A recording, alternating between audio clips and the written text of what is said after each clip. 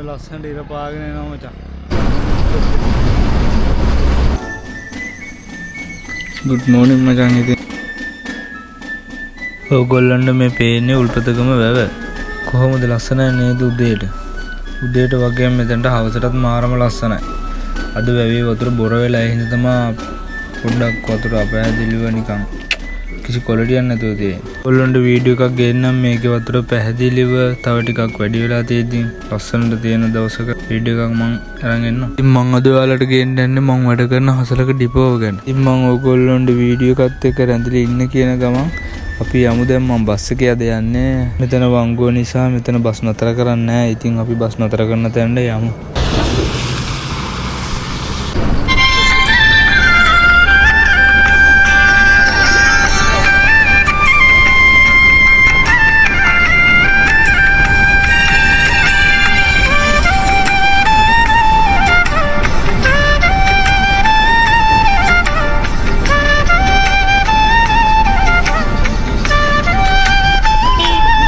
ඉතින් මචං මම බස් එකෙන් බැස්සා.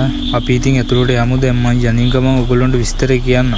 ඉතින් මේ මම වැඩ කරන තැන ශ්‍රී ලංකා ගමනාගමන මණ්ඩලයේ උඩුදුම්බර හසලක ඩිපෝ. අද පෙබරවාරි 4. ඔයාලා මට අපි හැමෝටම අද විශේෂ දවසක් ඉතින්. මේ බස් එක දැන් ගමන් වලට යන්න හදන්නේ. මේක අම්පාර යන බස් එක. ඉතින් මේ ඩිපෝ මේ ප්‍රදේශයේ ජනතාවට දිනපතා ප්‍රවාහන සේවය සපයන වැදගත් ආයතනයක්. බස් රථ නඩත්තු කිරීම, දෛනික සේවා සැකසුම් කිරීම මෙතනින් සිද්ධ වෙනවා. ඉතින් මේ ඩිපෝ සම්පූර්ණයෙන්ම කළමනාකරණය කරන්නේ DS මහත්තයා.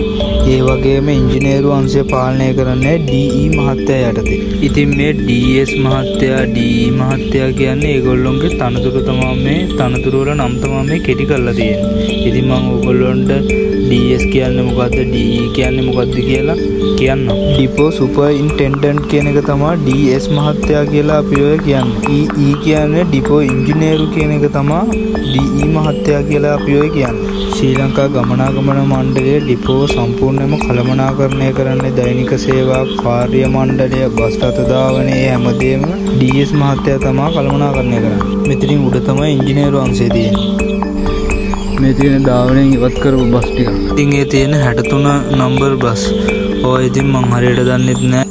ඩිපෝ හෙඩ් ඔෆිස් වලින් ඇවිල්ලා ටෙන්ඩර් දාලා යකඩ වලට කාලයක් ගිහලා විකුණනවලු. අර හොඳට තියෙන බස් එක එහෙම එකක් නෙමෙයි. ඒක පවර් ස්ක්‍රීන් කරන්න දාලා තියෙන්නේ. ඒක තමයි ඉංජිනේරු අංශය. මෙතනින් තමයි ආරක්ෂිත බස් රථ ධාවනයට යැවීම, යාන්ත්‍රික දෝෂ පරීක්ෂා කිරීම, බස් රථ නඩත්තු කටයුතු ඩිපෝ ඉංජිනේරු අංශය පාලනය. ඉතින් මේ අංශය බලන DE මහත්තයා යටතේ. මම කලින් ඔයාලට කිව්වේ DE කියන්නේ ඩිපෝ ඉංජිනේරුතුමා යට තමයි මේ අංශය තියෙන්නේ. මේ වගේ එන්ජින් සිස්ටම් තියෙන්නේ.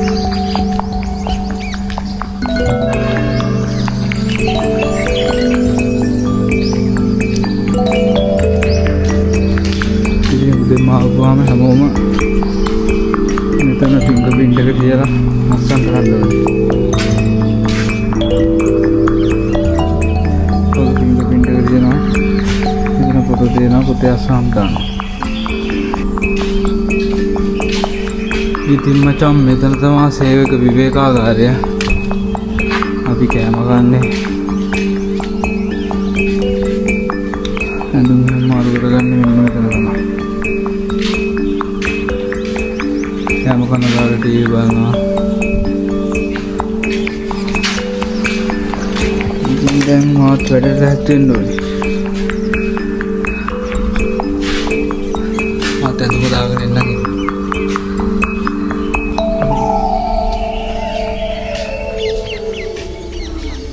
මේක තමයි මචං අබලි ටයර්. ඒ කියන්නේ මේවා පාවිච්චි කරලා ඉවරන ටයර්. ඩැක් ගහන්න මේවනේ මෙන්න මේ ටයර්.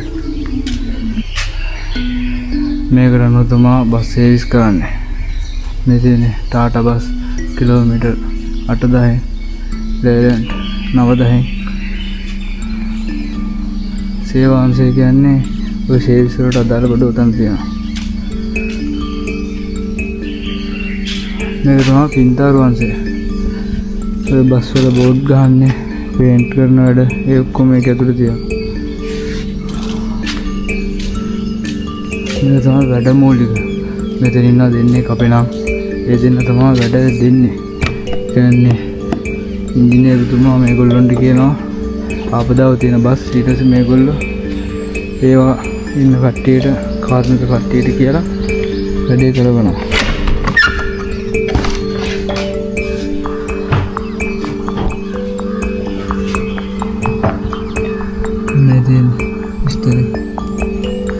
මේ දෙන්නේ දැනට අපි තියෙන බස් ගන්න 48ක් තියෙනවා. අර අතන අයින් කරලා තියෙන බස් ටික තමයි මේ තියෙන්නේ. ඒවා දාවනේ ඉවත් කරපු බස් 63 නම්බර් කියන්නේ. අනේ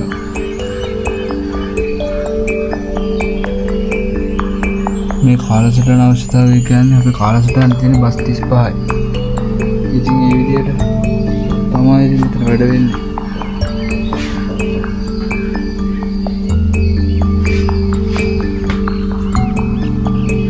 මේ ඉර කියලා ගහලා තියෙන ඉංජිනේරු වංශයේ ලිපි ලේඛන කියනකට තමයි ඉර කියලා ගහලා තියෙන්නේ.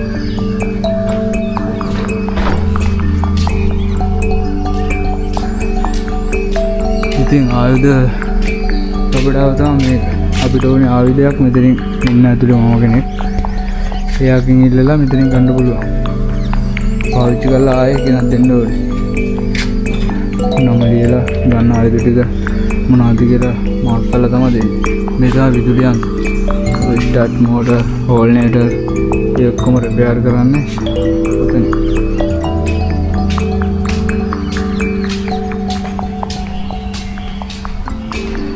මේ තමයි ටයර් වංශය. ඉතින් තමයි ටයර් මාරු කරන්නේ. කුලම් බහපුවා වගේ. ඒවා අලුත් වැඩියා කරන්නේ. ඒ හැමදේම මෙතන. මේ සෙන්සර් බඩියක්.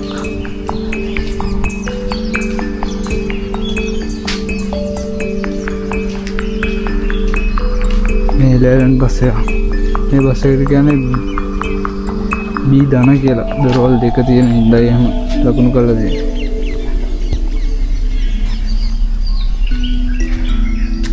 ඉතින් මචං අපි ඊයේ ගියා අද පෙබරවාරි 4 හින්දා ජාතික කොඩියක්.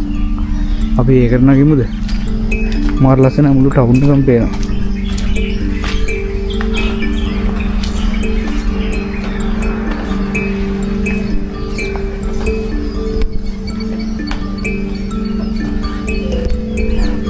IGI 1 එකේ වගේ.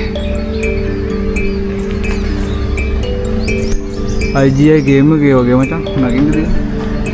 මෙතනින් පල්ලෙ වැටුණොත් මාර කොක්ක වෙන්නේ. කවුරුත් දන්නෙත් නෑ මම මේකට නගිනවා කියලා. කවුරුත් තාම ඇවිල්ලත් නෑ. ටේප් එකේ නගිමු කට්ටිය එන්න කලින් ඊට පස්සේ ඉක්මනට බහිමු අපි. තව දෙයක් ඔයගොල්ලන්ට කියන්න දෙන අපි මේ පාර වෙසක් එකට මේක උඩ වෙසක් කූඩු ගහනවා. ඉතින් මේ වීඩියෝ එකත් මම ඔයාලට ගේන්නම්. ඔයාලා මාව සබ්ස්ක්‍රයිබ් කරලා මම එතකොට මම ආය අලුතෙන් වීඩියෝ එකක් දාපුවාම ඔයගොල්ලන්ට නොටිෆිකේෂන් එක එයි. ඉතින් ඔයාලා මේ වීඩියෝ එක බලලා මට සපෝට් එකක් දෙන්න. හරි මචං. ඉතින් මං උඩට නැංගා.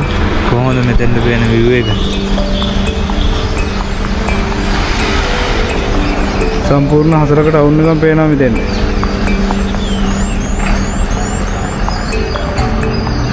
අන්න අර ඉර පායගෙන එනවා.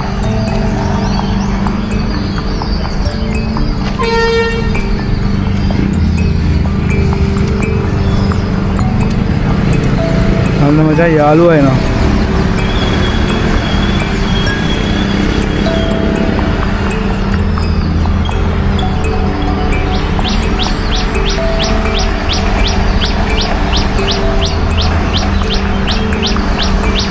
වලාකුළු වැඩි ඒ හින්දා ඉර පායලා නැහැ තාම. නැත්නම් මෙතන මාර එළිය කරන්නේ.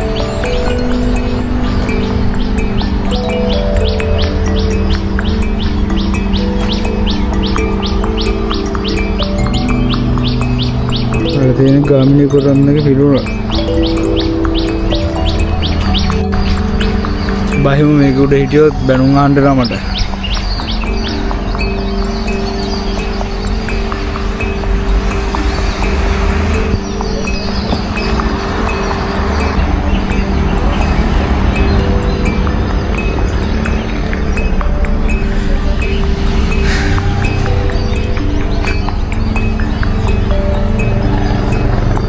අන්න ලස්සනට ඉර පාගෙන එනවා මචං. අපි දැන් මෙතනින් බහිමු. ලස්සනයි මෙතන. මාර view එකක් තියෙනවා. හොඳට හුලං වදිනවා. ඉන්න හිතනවා ඉතින්. ඒත් දැන් මෙතන ඉන්න එක වැඩිය හොඳ නෑ. ඉඳ බහිමු අපි. ඉතින් මම හැමදාම කියනවා වගේ ඕගොල්ලොන්ගෙන් අදත් මම උදව්වක් ඉල්ලනවා. මේ වීඩියෝ එක ඔයාගේ යාළුවන්ට ෂෙයා කරන්න. ඔයා මේකට කමෙන්ට් එකක් දාන්න. මාව සබ්ස්ක්‍රයිබ් කරන්න. ඉතින් මට ඒ සපෝට් එක අනිවාර්යෙන් දෙන්න ඕගොල්ලෝ.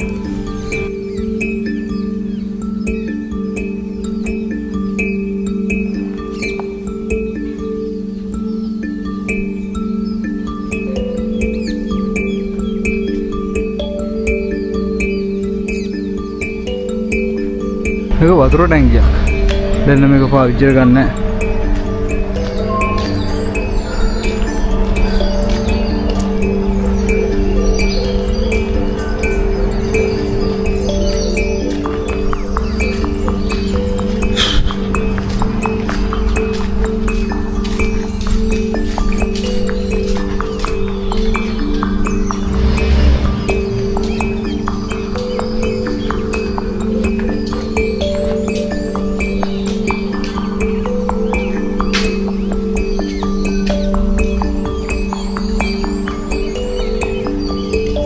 ඉතින් මෙතන වැඩ මෙතන ඉන්නවා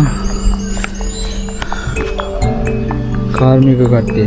ඒකට ඒගොල්ලොන්ට තමයි තියෙන්නේ බස් හදන්න. ඒතර මේකට තමයි කියන්නේ වාහන අලුත් වැඩියා කිරීමේ ඇණවුම.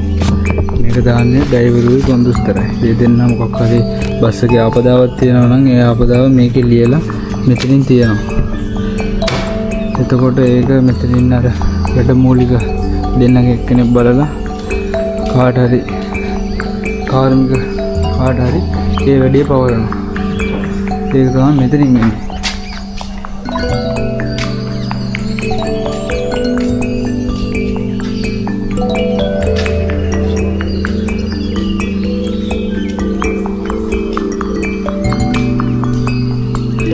තාම කවුරුත් ඇවිල්ලා නැහැ. හරි ඉතින් අපි ආයෙත් වීඩියෝ එකකින් හම්බෙමු. ඔයා අවසානයක් වෙනකන් හිටියා නම් ඔයාට තෑන්ක්ස් මට මේ කරන සපෝට් එකට. ඉතින් ඔයාලා හැමෝටම බයි.